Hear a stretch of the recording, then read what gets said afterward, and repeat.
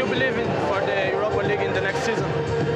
Yeah, you came on as a substitute and you scored a great goal. Talk me through it. I'm always ready. When Mikel needs me, I'll be there and have to come on and score a goal. It's not easy, is it, when you want to be in the first team, but sometimes you're a substitute, but every time you come on, you make an impression. It's not easy, but as I said, I'm always ready. And when Mikel needs me, I'll be there. And there are so many young players. You're all doing so well for Mikel at the moment. How much belief is there amongst all of you that Europe is still possible? We have brilliant players and we believe in the Europa League, so we need to fight. And we have one more game, so we'll go there and try to beat them. Thank you very much, Gabriel. I like the self-belief. I like the message to the manager. I like him as a player. He's special, I think. He's very special, and he's a lovely boy as well. Like, you hear how he speaks. Like, of course, he's disappointed. He's not starting. It's been a while, and he does so well. But all he's saying, I'm always ready when he wants me, and it's a dream for a manager to have. I looked across at you two when he said, I'm always here for Mikel. The two of you in unison are just watching it, nodding your heads. Yeah.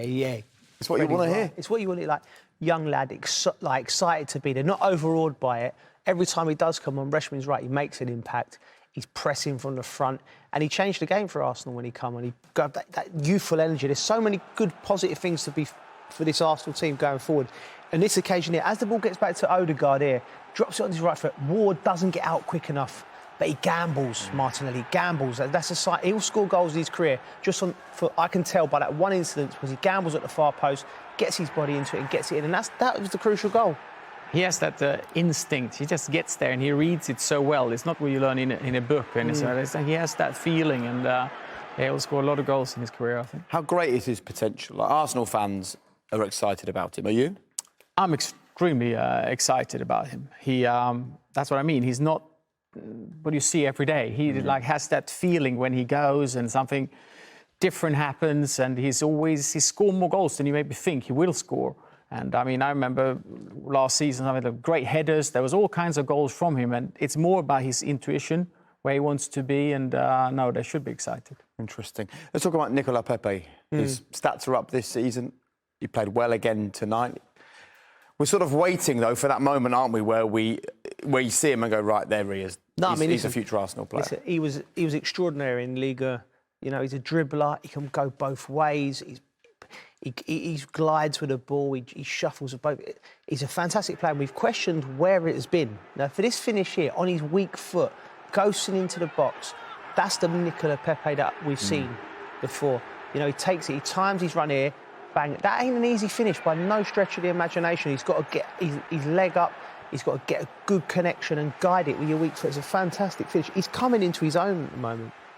Yeah, no, Nicolas, I like him. Here you see, this is what Nicolas is. Like, he's awkward to play against. He has good speed, and 1-against-1, he's very, very good. So for me, this is what I saw in training every day, and this is what you want to see in every game. And of course, there's other parts of the game he needs to learn. But if you can put him in these situations, he's lethal all the time.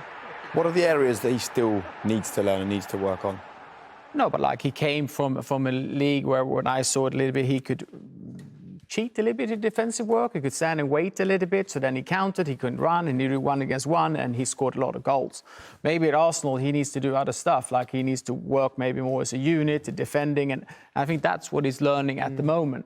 But when he gets in that situation, 1-against-1, I don't know, we've seen it so many times, it's almost impossible to beat him. He has a left foot, and I really like, he has a lovely whip on it. So, no, he's going to be a good player, I think. So, look, Arsenal got the win this evening. We thought that there might be a romantic fairy tale finish for Roy Hodgson, but football doesn't do that, does it?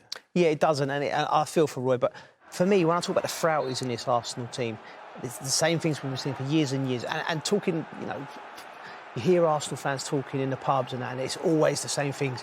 You know, there's a little block there from Schlupp on Tierney. But look, it's the angle for me. El Neni goes down so easy. Gabriel, you've got your holding midfielder and your centre-half going down with minimal touch when they should be at their most concentrated. That should be... you don't want to keep harking back to the times when they had Sol Campbells, the Tony Edders, Martin Keown's. That doesn't happen. But how many times... It must be so frustrating for Arsenal fans. So many... They didn't cost them tonight because of the quality in the other end of the pitch. But them sort of situations, you can't...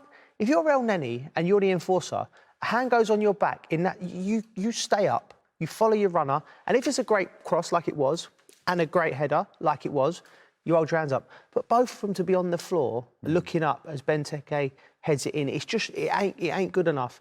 And Arsenal fans are so frustrated about that situation. If they deal with that, if Arteta can address that in the summer, the end of the season they've had, how well they've done the last 6 months, they can be back.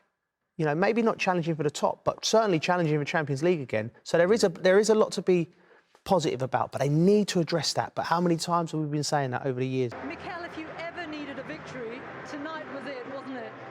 Yes, absolutely. I think the way the game was developing, it was getting a difficult territory. We had total control of the game. We were creating chances. They weren't really a threat. But after we conceded the goal, we started to give balls away. They started to play the game they want to play. Long balls, second balls, free kicks, corners. And when you play against them doing that, you have every chance to maybe lose the game. We reacted, I think, with the changes. They gave us something different. We were more of a threat.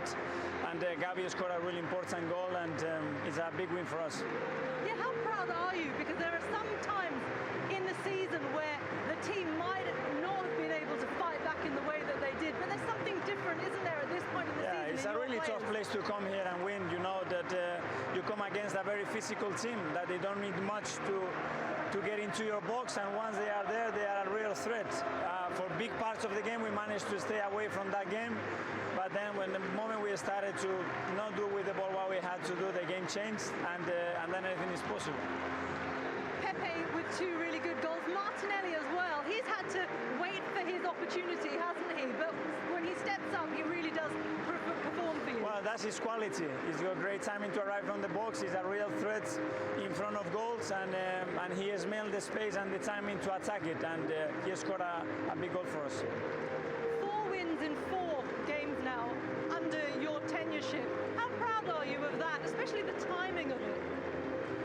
Well, we knew with the period that we had in November, December, to say that in the last game of the season we were challenging for the Europa League place probably wasn't very realistic. So I think we put an incredible run together in the last 6 months to give us every chance, and let's see what happens in the final day.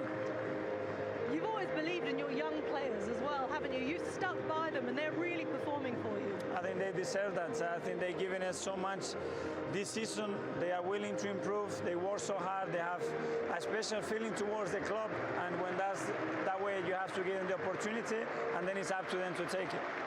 And you say it all boils down to the last game now at home against Brighton. And I guess, 25 consecutive years in Europe for Arsenal. You must be so hungry to make it count on that last day, because results have gone your way elsewhere today. Yeah, we know, and with all the difficulties that we had through the season, to be in that position is great. It still doesn't depend on us. What we have to do is win the game. Well done, Mikel. Thank you.